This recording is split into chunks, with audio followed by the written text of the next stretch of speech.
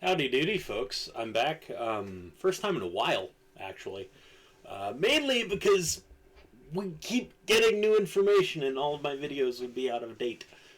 We did. Everyone and their mother's getting interviews, man. Like, Mephisto got an interview, which I never would have guessed. I mean, he is like one of the biggest people in terms of community engagement, but I still never would have guessed that Blizzard would give the dude an interview. There wasn't really anything new introduced in that interview. They've put out like 5 interviews in the last few days. Again, nothing new really came out of any of them. They are going to be giving rogues, mages, and priests to all races. Yay, Draenei and Tauren rogues, yo. But, not really seeing anything super fun there. Today was the mobile game reveal. It, of course, is a Clash of Clans style thing, and people are like, oh, that's stupid. Give us Dragonflight info. They're not going to do that. Today is the day of the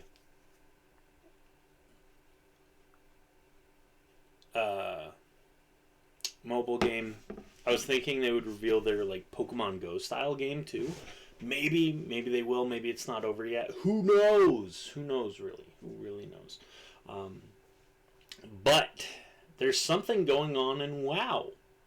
There's something going on in WoW that's kind of interesting, and I kind of want to talk about it just a little bit, just a tiny bit. Here is one thing that we're going to talk about: Cypher equipment, weapons coming in Zereth Mortis. That was never announced anywhere. This is stuff that obviously should already be coming. It's basic stuff, which again is fine. I mean, a lot of people will be getting like 252 weapons by the time this stuff comes out. This just kind of makes stuff like this. Again, Arclight Rumble. There's nothing new. There's nothing new here. But here, it's the hotfixes. The hotfixes are kind of important. If we look at a lot of them, get past the class fixes, right? Oh, hey, blood decays. You can no longer get more strength. Hunters, you gotta fix, and then you got a damage increase for Beast Mastery, which is fucking insane. Windwalkers, 4% damage increase. Outlaw Rogue, 4% damage increase. Priest, Guardian Spirit will no longer fail to heal an ally who receives multiple fatal blows at the same time. That can be interesting. Warriors, damage increase, and Affliction Lock, damage increase. Now, why would they be doing this? Possibly because those specs were some of the most underperforming ones. Now, we get into the dungeons and raids, which are basically the favorite part. Vigilant Guardian fixed an issue where dying with the unstable core could cause it to become non-interactive. I'm guessing that was a mythic only thing. Lee Huvim, which my guild killed heroic last night. Aces, bro. The corpse can no longer become stuck in the air if killed while casting realignment. Okay. Acquisition Automa detonation radius decreased by half on normal and heroic. The cast time of detonation has been increased to 2.5, was 2 seconds. That essentially just means ranged can slaughter it the entire time.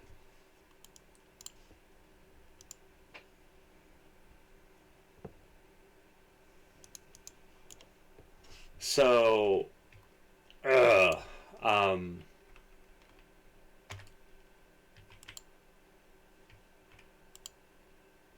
that's the kind of fucky part. So we'll move on. Artificer Zymox, Spellslinger, health reduced, debilitating array, damage reduced, 20% on both. Why? Spell Slingers weren't a big deal, but okay. Prototype Pantheon. Wild Storm has been removed from normal and Raid Finder. Sinful Projections has been removed from heroic. Decreased the health of Necrotic Ritualist by 30% on normal and 15% on heroic. Decreased the health of Withering Seeds by 30% on normal and Raid Finder, 20% on heroic, and 10% on mythic, and also resolved a bug that caused them to trigger Invigorating Bloom at 90% instead of 100%. Removed a scaling issue causing Withering Seeds to increase their health too steeply on larger raid sizes. These are giant nerfs, right? They are huge nerfs.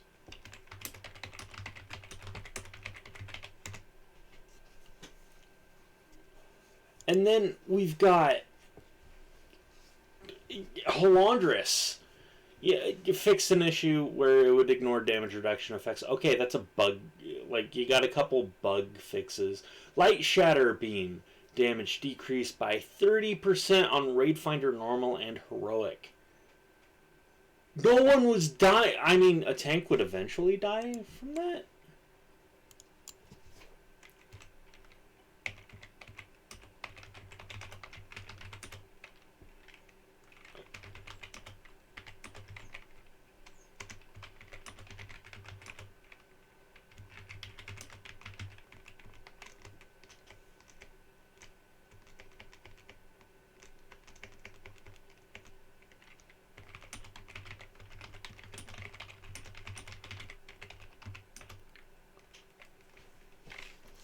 Sorry, I'm having to deal with some stuff in game.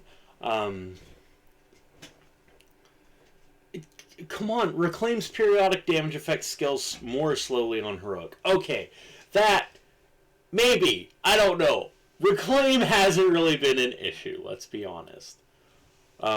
Skull-X, missile travel time for Devouring Blood increased to 2.5 seconds on heroic difficulty. That wasn't even an issue, bro! If people weren't stupid, they'd dodge it! Dosegni, the Fallen Oracle, duration of the Halo debuff lowered to 5 seconds on heroic difficulty.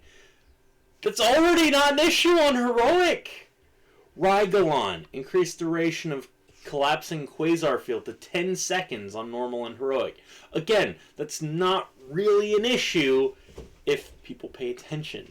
Decreases health by 5% on heroic. Okay, that's not that bad of a nerf. Jailer, all trapdoors will now close in Phase 3 on normal difficulty. Dude! Is there a knockback on Phase 3? Because if so, that you just completely got rid of that. Why? Why? Decreased knockback of Misery and Decimator on normal, but you know, Decimator only on Raid Finder. I guess Misery doesn't exist in Raid Finder. Decreased rate of growth of Defile on normal. But why? Defile wasn't really growing. Okay. Tazavesh fixed an issue causing bizarre strong arms to sometimes ignore a player carrying market goods. Okay. Fixed an issue where Postmaster was missing a boss frame. Okay. Mythic Plus encrypted affix fixed a bug that would cause 2 sets of encrypted relics to spawn with Amarth, the Harvester, after the boss reset in Necrotic Wake. Fixed a bug that could sometimes prevent encrypted relics from spawning with the Dueling Warlords before Zav the Unfallen in Theater of Pain. Okay. Then, of course, some kind of... I don't know how PvPers feel about this change. Gladiator's Echoing Resolve now increases the duration of crowd control by 25%, which was 20%. Echoing Resolve now lasts 12 seconds, was 15 seconds. No longer increases the duration of Root. No longer causes the target to become immune to Root. I don't know if those were good. I can't say if they were or not. I can say that these nerfs are kind of out of left field. Now you might be thinking, these are just nerfs. Why, these are simply nerfs. So, why do they matter to me? Why talk about them now? Because these nerfs are on par with the nerfs that you see at the end of the season. Just talking about Halandris. Halandris, the big thing with Halandris was burning through Reclaim. Because Reclaim was a big damage output thing. Not anymore. Not no more. There's no damage. No damage. No damage going out in Reclaim.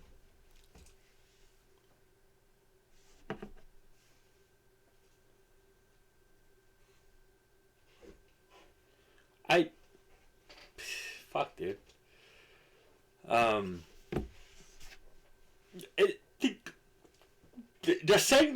Halo, the 6-second debuff. You know what the 6-second debuff was useful for? Was if you have like the debuff here and the other debuff here, then all you would do, like first here, second goes from here. You just have your players go here, and your players would sit here, and they'd be safe. They'd be safe. You wouldn't get hit by Halo. You wouldn't get slaughtered by it. Halo's nerfed significantly really early on in the raid's lifetime. And then you add into the fact that, guess what? Everyone and their mother is going to be able to get 252 weapons. The actual fuck. Like, I want to see what kind of bonuses these weapons come with. But dude, I don't know. I'm happy. I am very, very happy. I'm extremely happy, to be honest. Because this just means that I'll be getting into Mythic a lot faster. I love Mythic raiding, right? Like, when your guild has over 20 some odd players, it's like, hey, you know, we're going to be looking to do Mythic here soon. That's the fun part. That's the fun aspect of the game. Do I think that 925 is coming sooner than anyone expected? Absolutely. I think that 925 might be coming in June, which is going to be really interesting, because if 925 comes in June, then we might see 10.0 this year. Maybe. I don't. Maybe. I do know that we're going to be getting alpha information probably sometime next week. Maybe. Anyways, you guys have a great day. I might do a video over the mobile game, maybe.